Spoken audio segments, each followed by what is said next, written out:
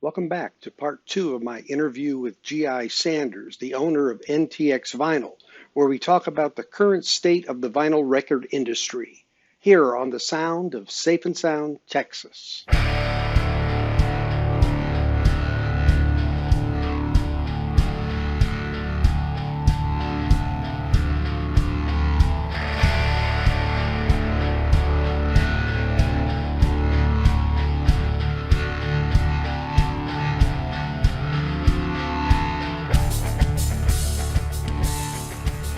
I want to talk about two topics: sealed records and new records, which obviously new records are sealed.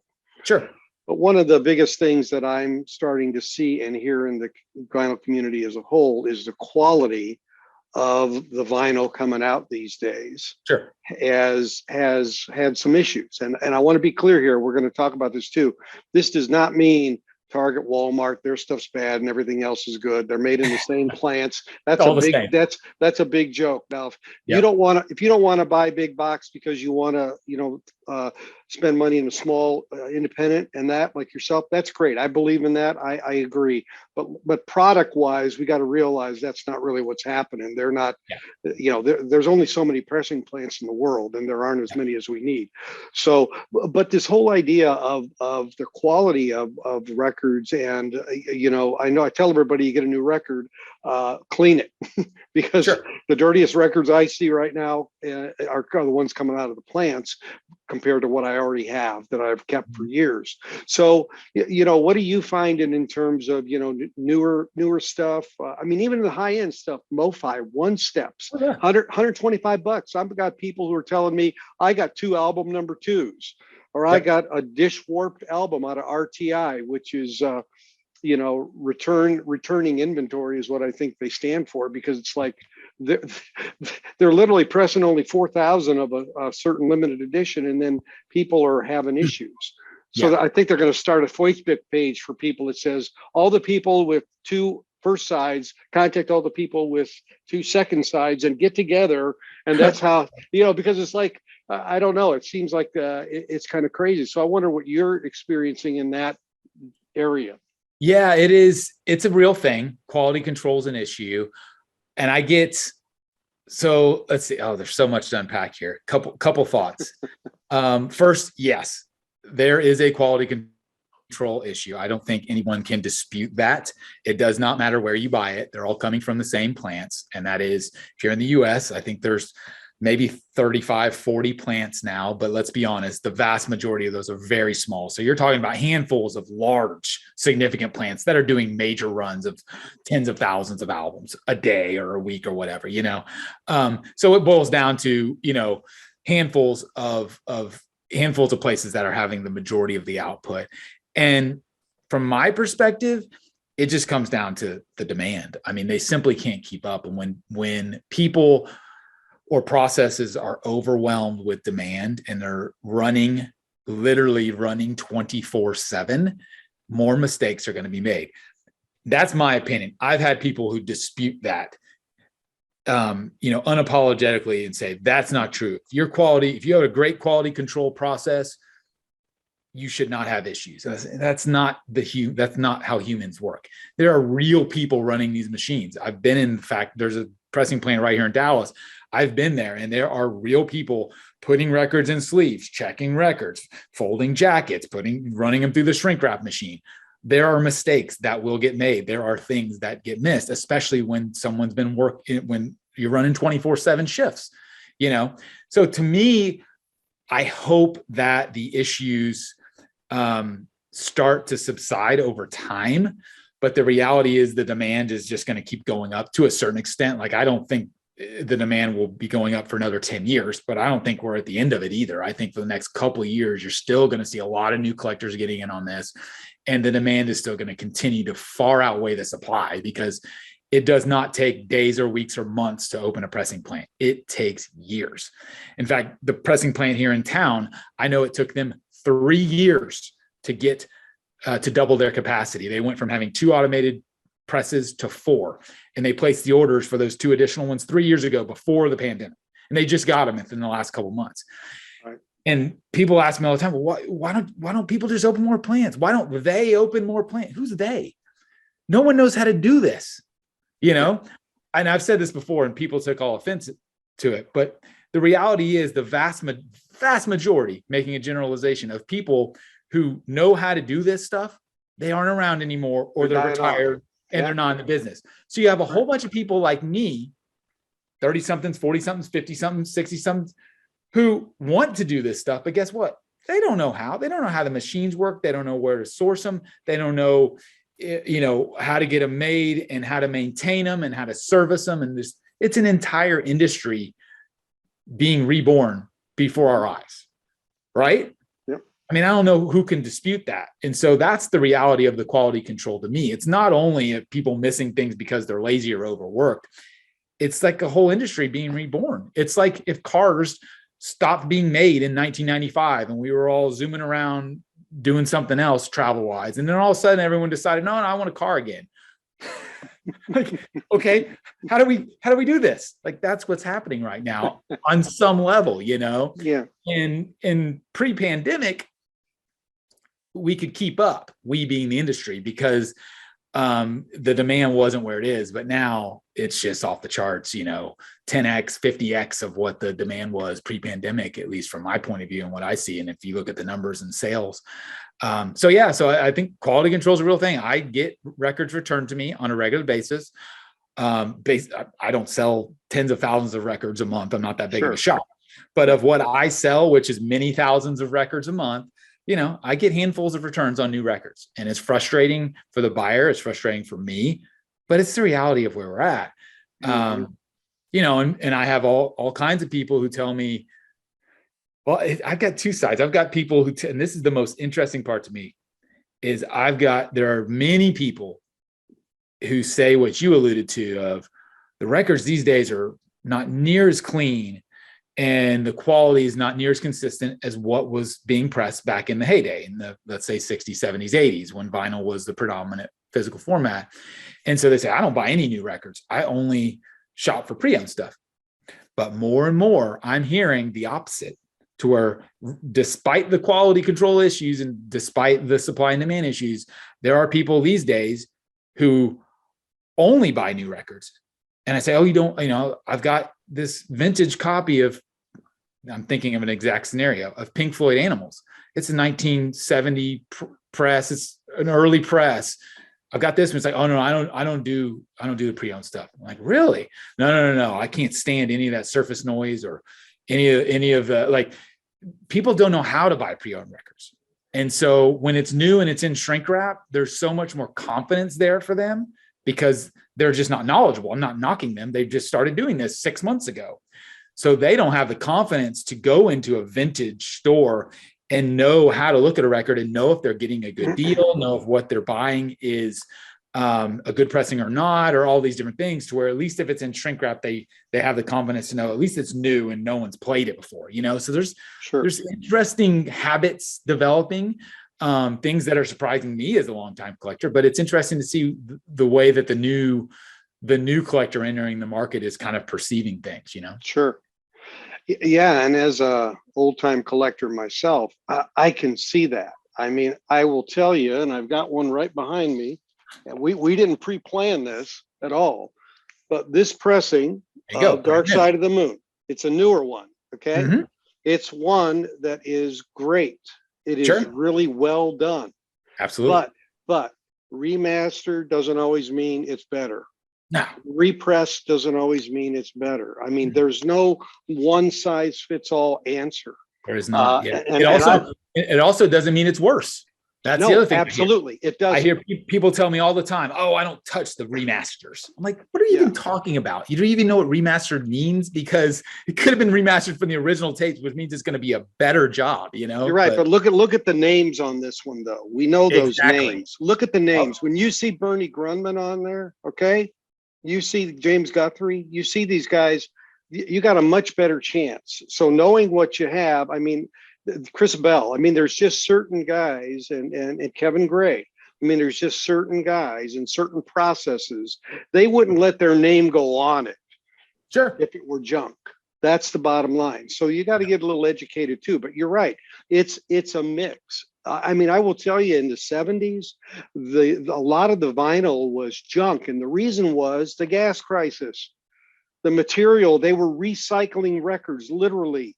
You Yeah. would get a new record and you look at it in the groove, you could actually see a piece of a label of another record because it was recycled. Sure. Okay. So, you got to know what you have. That's why I really respect stores that sell used vinyl, that have some turntables set up. Sure. Where you can listen to it to see, is it okay or isn't it? Yeah. And again, that's the type of thing where I'm not saying this hearsay. People have told me, they're like, I've asked, do you use the listening stations and record stores? And I've been told, no, I don't do that because I don't want to handle the records. And I don't really know. Again, it just comes out of confidence. People just don't know, and if I put myself in their shoes, which is really hard. And I think, okay, if I walked into a big record store, which there are many in the Dallas-Fort Worth area, and I just started doing this and all I owned was 20 records, would I have the confidence to pick up a $30 record and take it out and go over to the turntable and drop the needle on it? It's not my turntable. I've never touched it. Like, I don't, you know what I mean? Like, it's a great point. It's a real thing. And again, it's just that confidence in the education level. Yeah. And there's nothing that can speed that up other than it's just time. It just takes time. Just like when you started collecting, or I started collecting, it takes time to build that education and that confidence up. And certain newbies won't stick with it long enough to experience that. They'll have a collection and it'll be a thing, and they'll have a few records, and eventually they'll get rid of it or pass them on to a friend, and it'll be one and done for them. But for the people who do stick with it over time, they'll learn how to do that and why they should do it, and why it's so important to play test records or visually inspect them, or how to grade them, or how to look at a record online or in person and have at least some sort of educated opinion of, is this a good deal or not, based on what it looks like, the jacket, the record, all those types of things. It's just, and that's honestly why I started my YouTube channel, was just like, because of the continual conversations and on some level frustration of people just not knowing what to do when they go into a record store, or not knowing how to buy a record online or not. So I started it up just with not that there's not a lot of them out there. There are a lot of really good channels, but I was like, man, I have all this knowledge in my brain. I might as well just spew it if I can help people, whether or not they buy from me or not. I don't care. It's about moving the hobby forward, moving the industry forward, because the more people who can get educated, that's going to propel this thing forward. And again, give it the longevity that I hope it has, Yeah, exactly. And similarly, like, I wouldn't have thought, frankly, and it's a great point, and I'm sure it's 100% valid. I would walk into a store and use the test station. I wouldn't think twice about it. You wouldn't think twice, but you're right. And even some records have a special section for their better vinyl. Right. And that's usually where I go first. Of course. And they have a station just for those records right there. And I wouldn't think twice about using it, but I mean, so I think about the store. Maybe the store should have someone who's around those stations and say, hey, if you want to listen to one, get our staff person to help you, or whatever, maybe to make that comfort level grow a bit in that regard. The best example I can give, which is what I tell people all the time, is if you're let's say you're a 25-year-old adult right now, and you walk into a record store and there it is, Fleetwood Mac Rumors. You got two choices. One of them's the original from 1977. It's $15-$20 because it's a pretty clean copy. It's got a little ring wear on it, but you and I know that's a pretty nice copy, because it's hard to find one that's completely beautiful, right? And then you've got the one right next to it, $25 in shrink wrap. It is crystal clear cover, as white as can be. Which one are you going to choose? If you're that brand new person and you've never bought records before, going like, what's the sure thing? If I'm going to spend my $25 on this pre-owned one from 20 or 30 years ago or 40 years ago, or this brand new one, it's a no brainer. They're going to pick the one in the shrink wrap.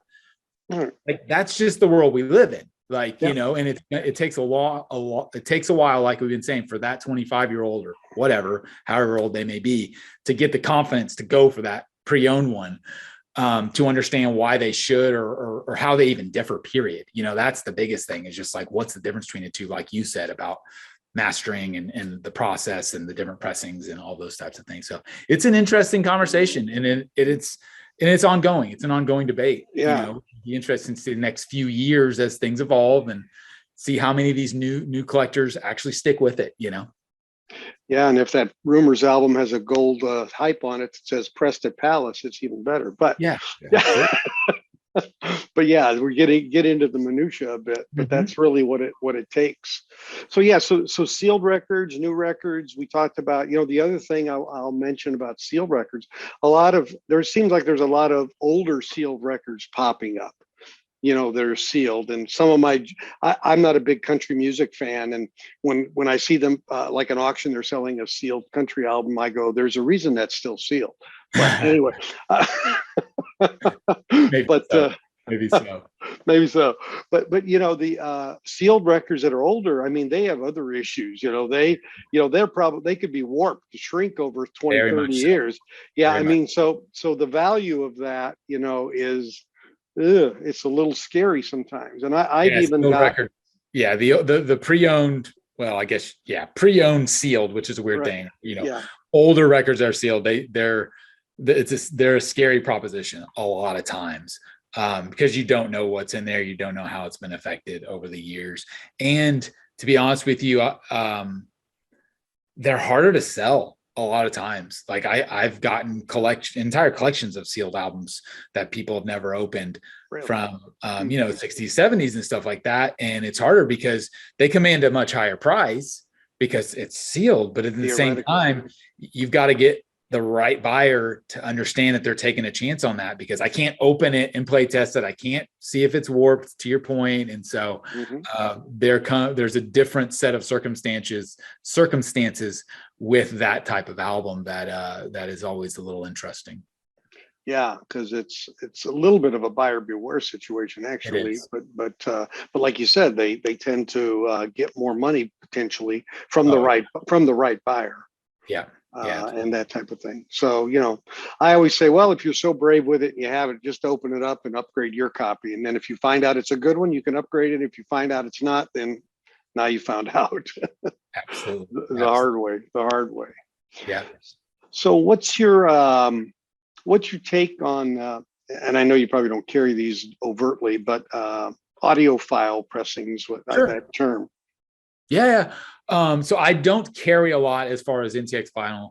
I have attempted it. My buyers, it's probably something where I need to experiment with it again. It was going back a while where I would stock some kind of MoFi titles or analog production titles, and they just didn't move a lot for me. I would love to stock a lot more of that stuff.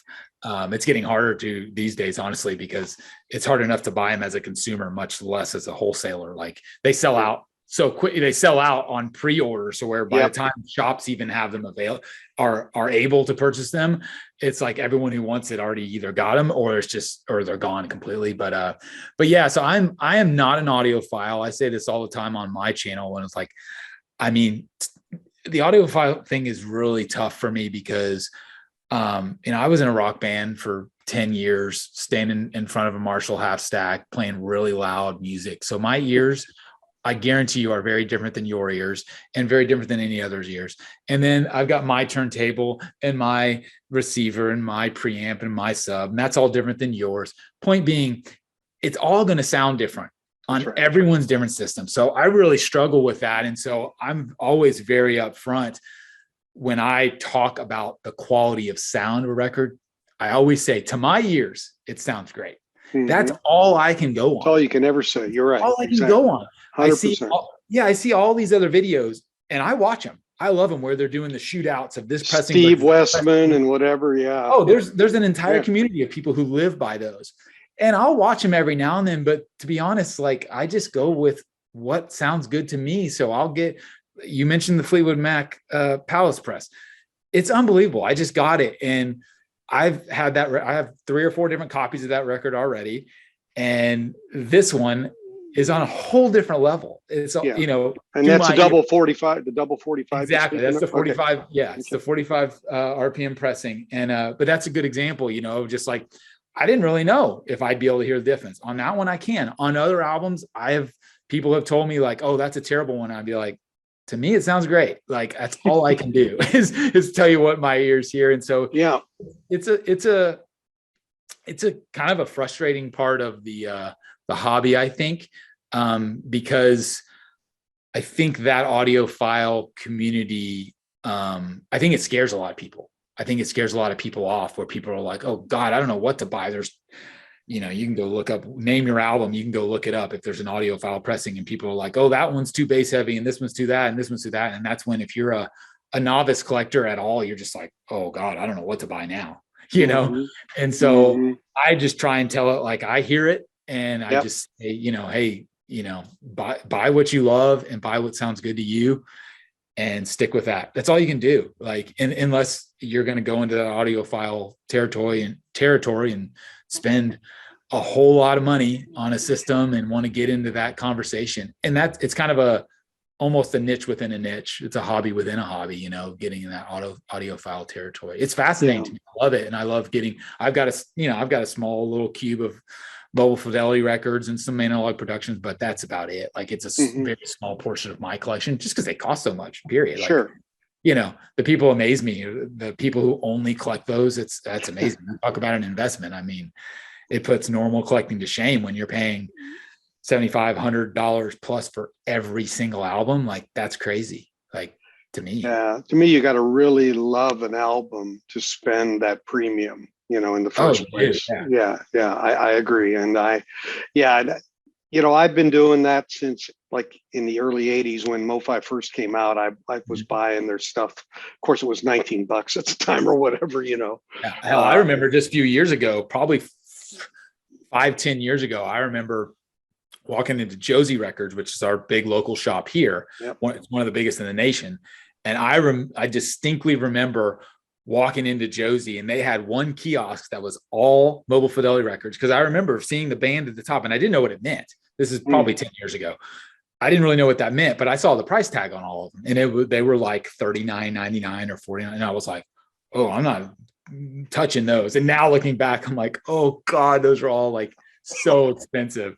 You know, I mean, we all have those stories, but I distinctly remember, because again, I just wasn't educated. I wasn't that far enough along in the hobby yet to where that really mattered to me. Because to me, I was just trying to acquire any record that I liked, you know, to continue to build my collection and educate myself. It just takes time to get there, because it's just like anything. It's just, you know, it's just like if you start, you know, getting into classic cars or sports cards or anything, it takes years to learn how these things work, how an entire industry and a hobby works, because there's so many nooks and crannies of different styles and types and all these types of things. And so it's not a light switch where you can be like, oh yeah, I collect now and I know all there is to know. Like you're constantly learning. And I think that's one of the funnest parts about it, and the thing that keeps people, myself included, and probably yourself too, engaged with it, is because there's always something new to learn, something new to listen to, a new angle to take, or those types of things. You know, that's what makes it fun. Yeah, and you use the word niche. There are a lot of rabbit holes between the equipment and the records and all the componentry that go in it.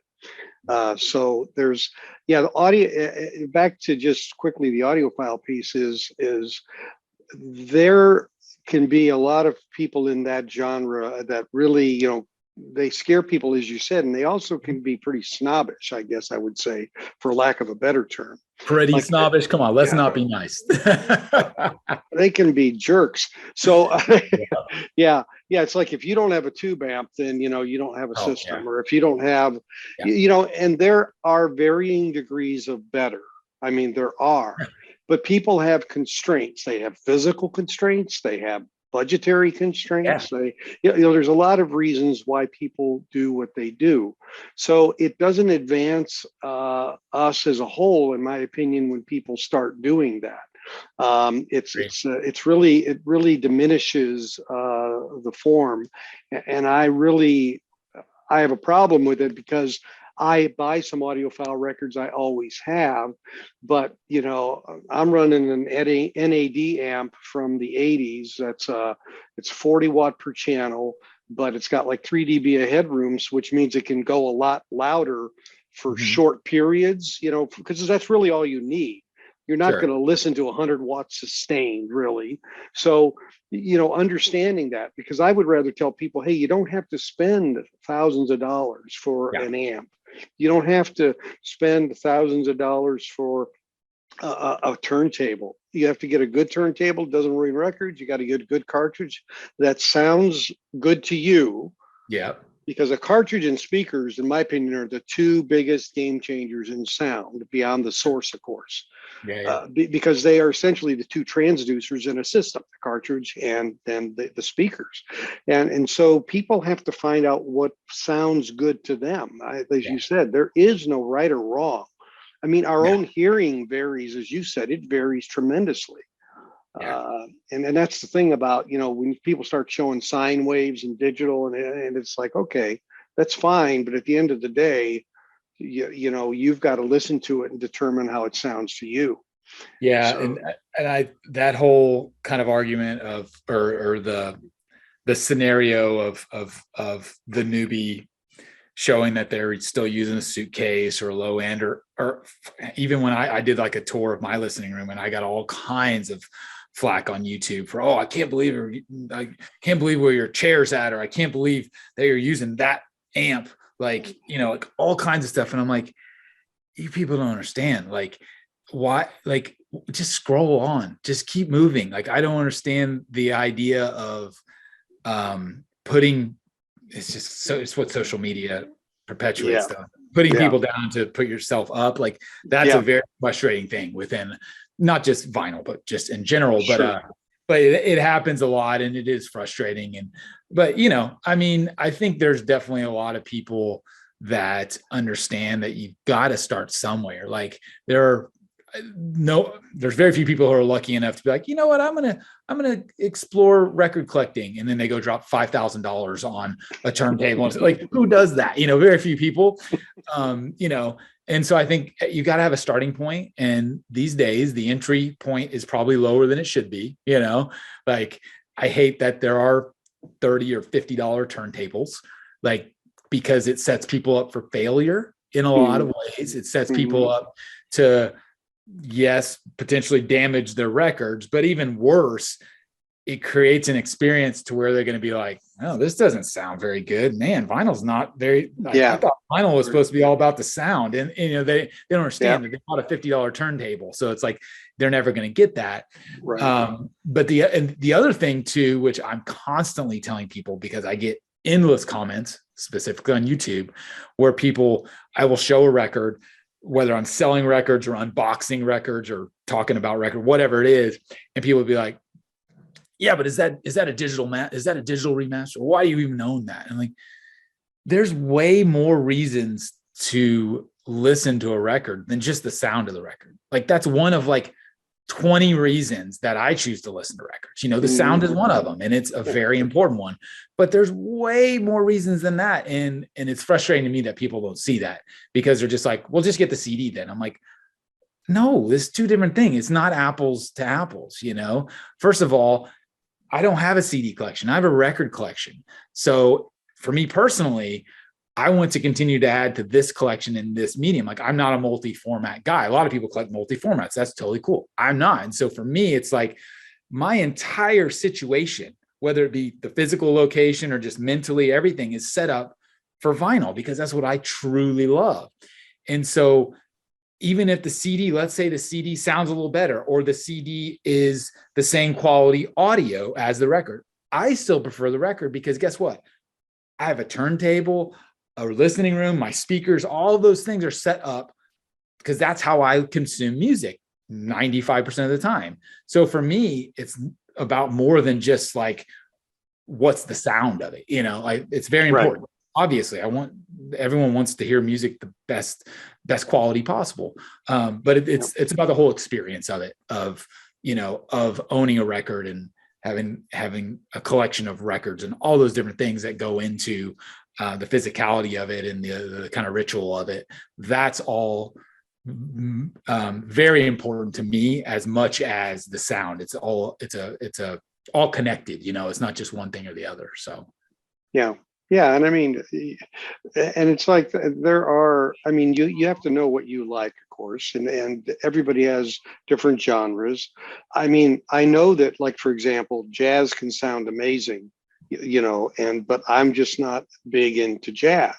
Sure. But I can respect the musical quality of what it can be, reproduced and how it sounds. Mm-hmm. But to say that I'm going to sit there and listen to jazz, that's just not me.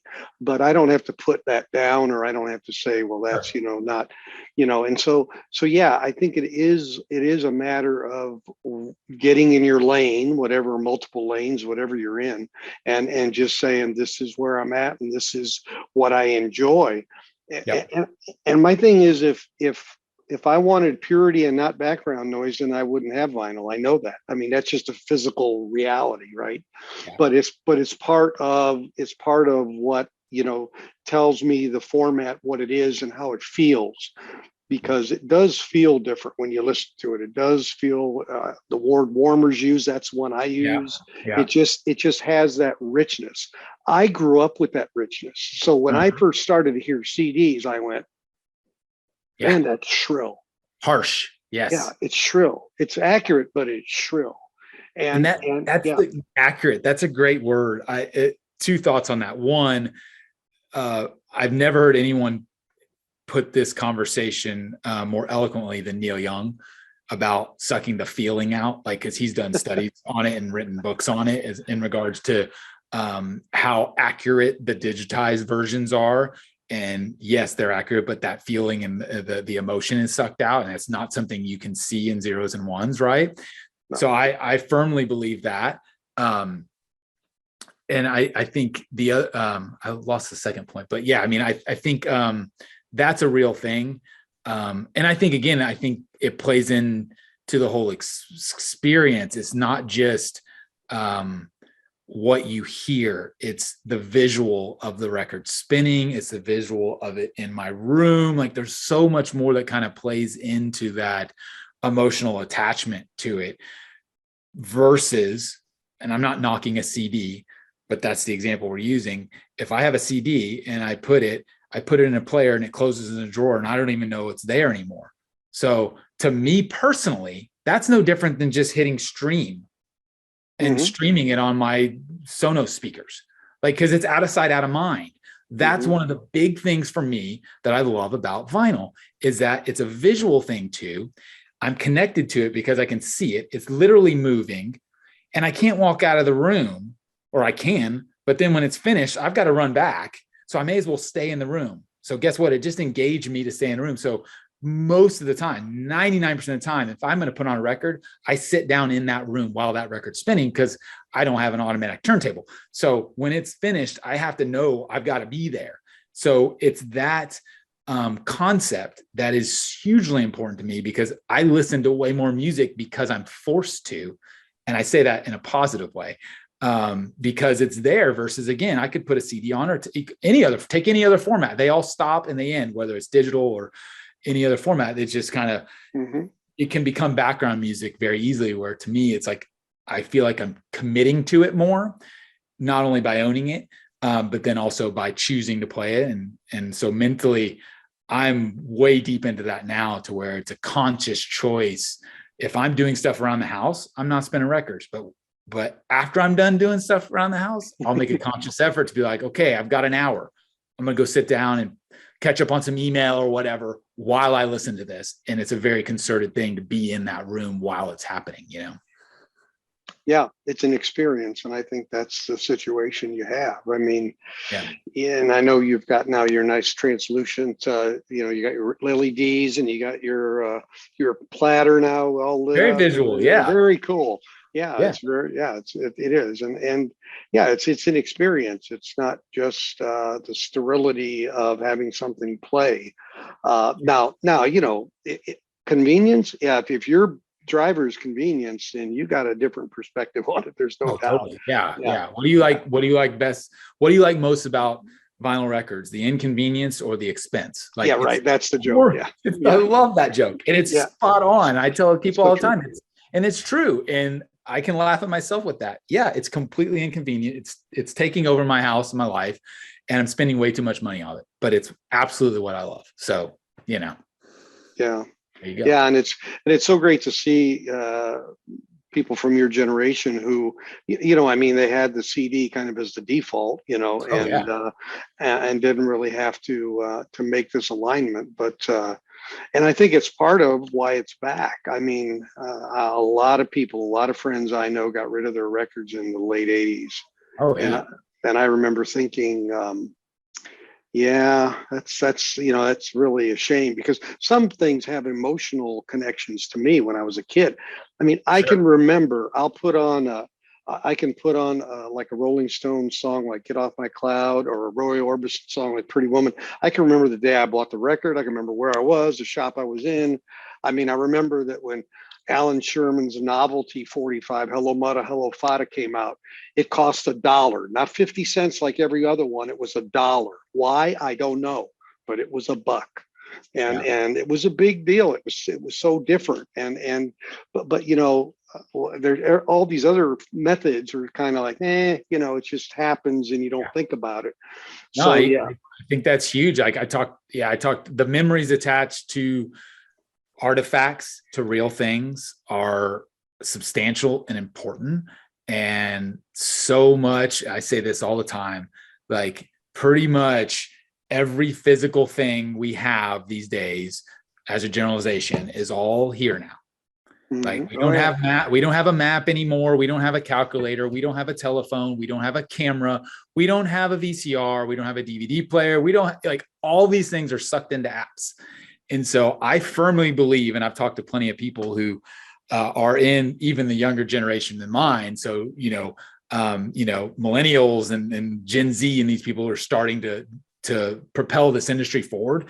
That's why, is because they're walking into Target or into Walmart or maybe even to a record store, and they're like, oh my gosh, what is that Taylor Swift picture over there? And then they pick it up and they're like, there's music in here. What are you talking about? It's a calendar. I've They had think people it's a say calendar. I guarantee you. They're like, there's actually music inside of this. What are you talking about? Because they've Yeah. never known. Mm. Again, as a generalization, there's a large majority of people who have never known music other than pulling it up on their phone, on YouTube, or streaming in the background from Spotify or whatever. And so that's a real thing. And that's not just vinyl. That's I think a big mental thing that's happening with a lot of different industries, of the physicality of real things coming back in importance. I don't know how long that'll last. I don't know if it's novelty or not, but it's certainly another factor, one of many, that's playing into why the demand is so high right now for records, because it's a physical thing that people can touch, people can own, whereas everything else is gone. And your generation, my generation, we see the before and the after. Like we see, like I can go through the apps on my phone and I can show you all of them where there used to be a physical component. But someone in Gen Z, like millennials and Gen Z, no, like they don't know that there used to be a map that you folded out, or all these types of things, or a telephone that actually was a physical thing that was hooked to a cord that you couldn't leave the room, all that stuff. They don't have the before and after. So to them, the record is like this epiphany, like, oh my God, like there's a real thing here, no different than like a baseball card or something like that, which is another industry that is just exploding and evolving like at a rapid pace, because it's a physical thing you can actually hold. Like that's it. Like, and there's much more to it on the vinyl side, because it produces a beautiful sound as well. But yeah, that's, again, it's just been the perfect storm the last couple of years of all of those different types of things, generationally and timing wise. And then you throw the pandemic on top of it, and the last couple of years has just been a real roller coaster to see what's happening in the industry. Thanks, GI. Appreciate you taking the time. It's really interesting. Always great to hear the history of someone who's come into vinyl, and now someone like yourself who has taken that to the next level. And we wish you a continued success in your business and all your endeavors. For myself, at the Sound of Safe and Sound Texas, I'd appreciate it if you would subscribe and share and like. And if you have any comments, of course, please go ahead and put those in as well. I'm putting in links for GI's company, both in the video as you saw. Those are hot links that you can click on, and below in the description. So until next time, thanks for joining me on the Sound of Safe and Sound Texas. Take care, everybody.